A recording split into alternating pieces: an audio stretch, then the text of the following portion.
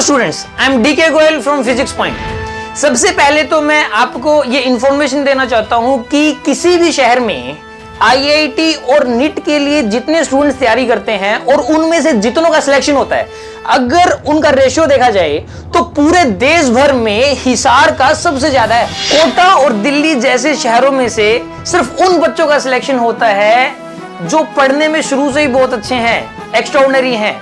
अगर उन बच्चों को कोई ना भी पढ़ाए ना तो भी सिलेक्शन होगा, लेकिन हिसार जैसे शहर में से उन बच्चों का भी सिलेक्शन होता है जो पढ़ने में एवरेज और बिलो एवरेज हैं।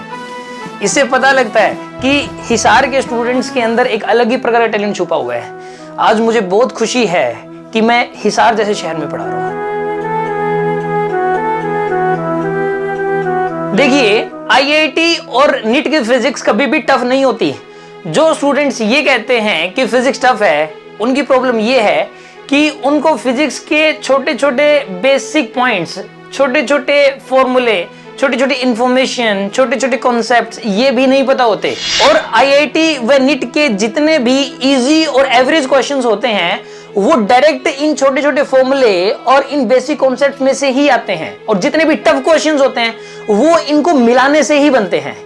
यानी कि अगर एक स्टूडेंट को ये जो छोटे छोटे बेसिक कॉन्सेप्ट्स और फॉर्मूले याद हो जाएं और उनको अप्लाई भी करना आ जाए तो ऐसे केस में उसका सिलेक्शन होने से कोई भी नहीं रोक सकता।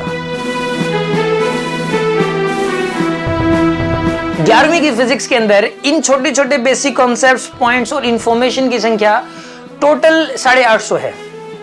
हमने ये 850 पॉइंट्स इस सीडी के अंदर दिए हैं ताकि हिसार के सभी विद्यार्थी इन 850 पॉइंट्स को लर्न कर सकें और हिसार के रिजल्ट्स को और भी ज्यादा बढ़ा सकें। और मैं आपको ये इंफॉर्मेशन देना चाहता हूं कि मेजर टेस्ट पार्ट 1 और पार्ट 2 के 50% क्वेश्चंस डायरेक्ट इन बेसिक पॉइंट्स में से ही पूछे जाएंगे।